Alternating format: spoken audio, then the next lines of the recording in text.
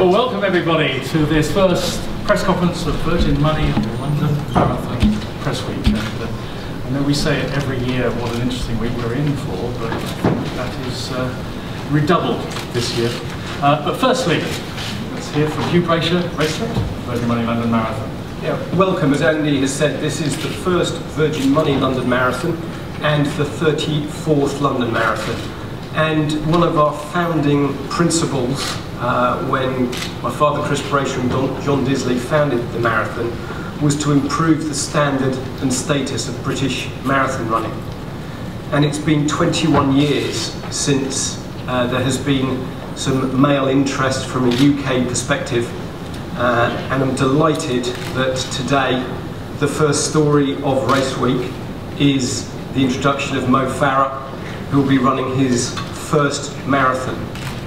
And last year he obviously went to halfway, practiced things like drinks, and has been busy training in I-10.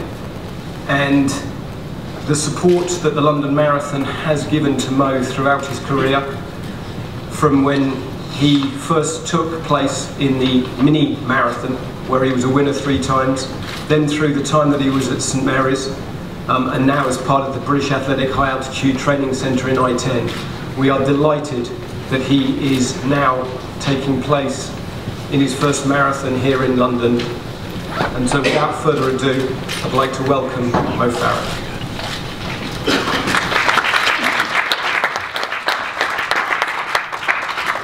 Welcome, Mo.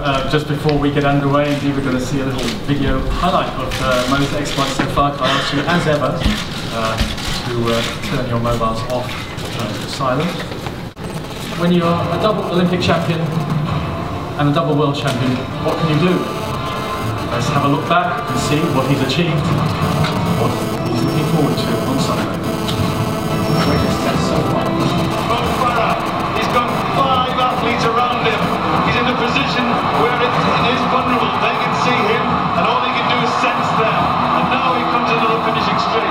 He's getting a little bit of a bump there from the canyon, but into the straight. Now Mo Farah, here's your chance. This is a chance to go into the record books as one of the all-time greats, and he is now one of the all-time greats. A fantastic athletic performance. Now Mo Farah, let's show the speed today that you've shown us all season. And here comes Jaylan, the defending champion. High in the front, Jaylan, who won it last time and beat him in the home straight on his shoulder. Tanui of Kenya is there. Farah's kicking hard and Jaylan is still there. The threat hasn't gone.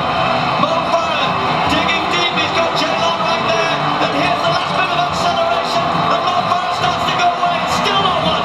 Jaylan is still there. And Jaylan comes again. But Farah's going to get there. This is world domination for Farah. He is the world champion.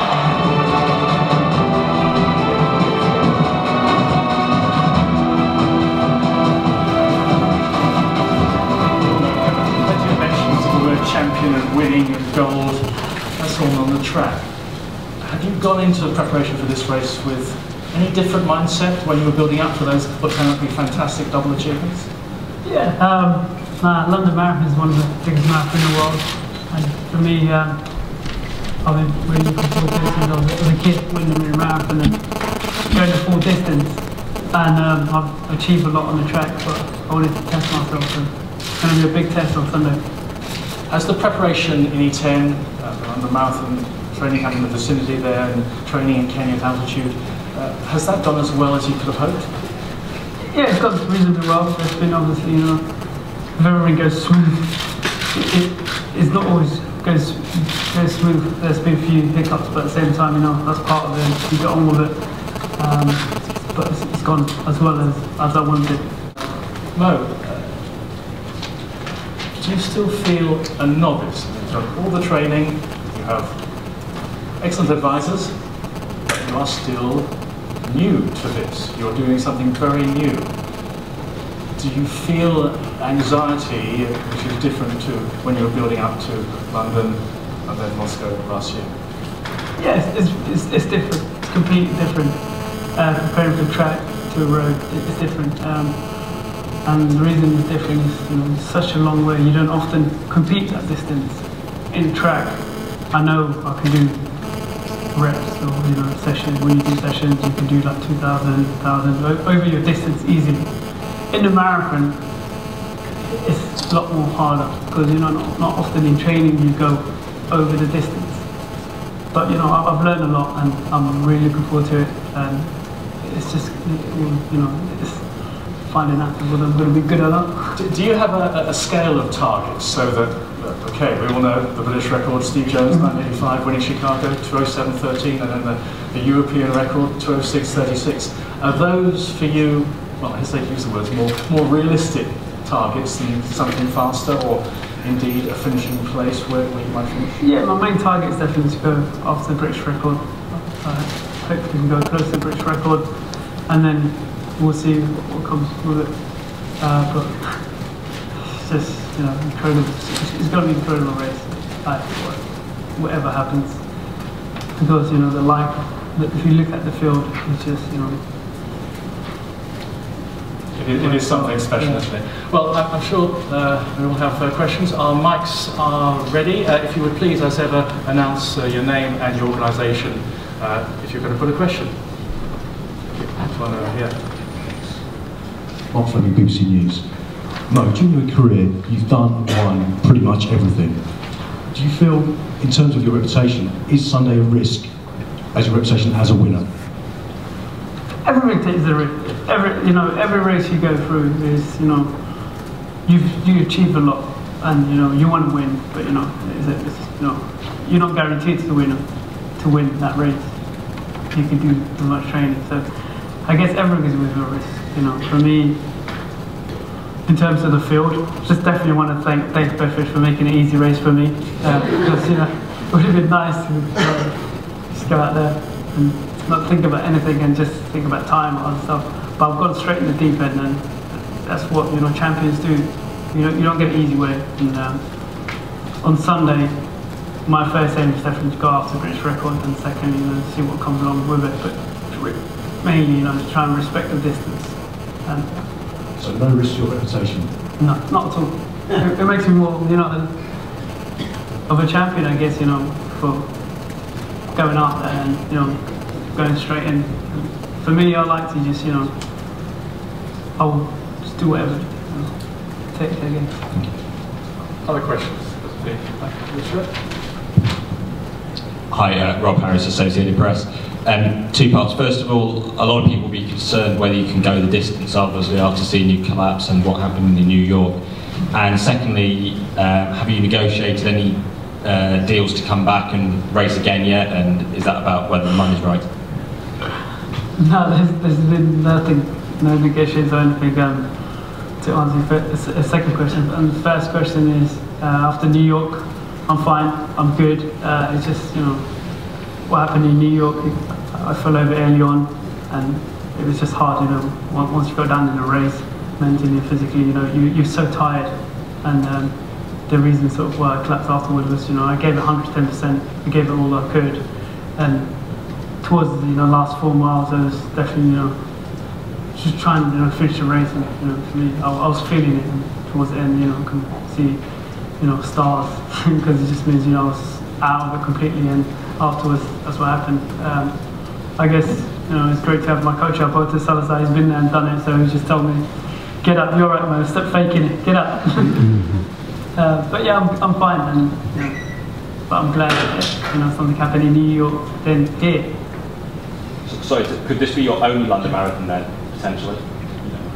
It depends. It depends what happens. Yeah, it just all depends on what happens in the race. Hi, Mitch Phillips from Reuters. Hi Mo, do you think you've talked about the stellar field you've got there, how do you think they view you? Do you think they have fear of you because of the unknown factor, or will they be too much concentrating on their own race? I seriously don't know.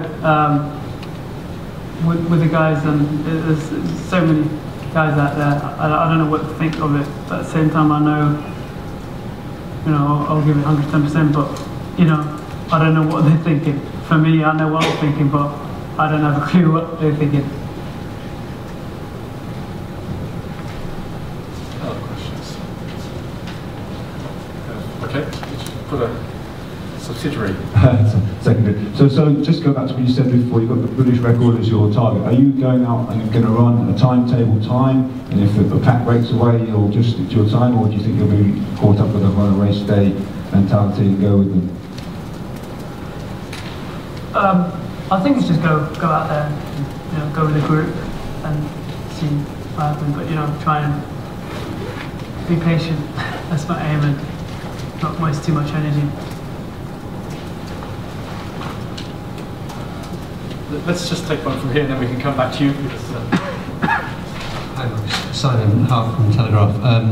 Kenanese Bekele said he thought that maybe you would be encouraged by his performance in Paris. Has that given you a bit of a boost that he was able to run that sort of time? Yeah, definitely. I remember seeing towards the end of the race, I want to congratulate him firstly for running a great time for his first marathon, and secondly, for me, it gives me good confidence. And if Bekele can do it, then why can I not do it? And that's the approach I go towards the race. And definitely, but this race is completely different in Paris. Paris is just for his first marathon. I think it's one of those things where you go out there. There's no one to worry about. There's hardly no one there. And for him, I think he was going with a different mind to how I'm going to London. London is by far the toughest field I've ever seen it. Guys who can run world record holder, and just goes downwards, and I think it's far by toughest, but at the same time, it's just going to be a different race. But I believe, if he can do it, why can I not do it? Gentleman over there. One of those sometimes. Mo, going back to New York briefly, had anything like that ever happened to you before or after the race? And how did it change when you in the week afterwards? How did it change your preparations or what you were doing in training? Yeah, it has happened before. I remember in the cross country, I think it was 2009 I think it was 2009. So I wasn't worried at all. It's just, in terms of my training, it didn't really change much. It just means you had a few days easy. I didn't really miss any training at all, so which was good. And was worried about my when I fall. The fall was more of a worry than collapsing afterwards. Just lack of energy really towards the end of the race. Did you get any injury from the fall at all? I just had a few scratches from my the hip and my back a bit, but fine.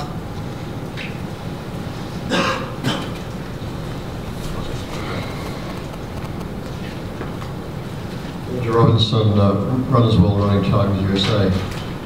Mo, you're used to running against people who you know on the track, and these guys are all used to running against each other, and they know each other backwards. Do you know them? Have you thought about them? Do you know their strengths and weaknesses? How does it feel when you line up against some people from a different discipline? Yeah, I don't know too much to tell you the truth. I've obviously since the races that they won, and from last year, London Marathon. But at the same time, I know with my confidence on the track, I should be there. But at the same time, the distance for me is a challenge. It's just something that I want to find out whether I'm going to be good or not, and that's why I wanted to test myself this year and to see. And I'm sure with the guys, everybody will have their own plan and own race.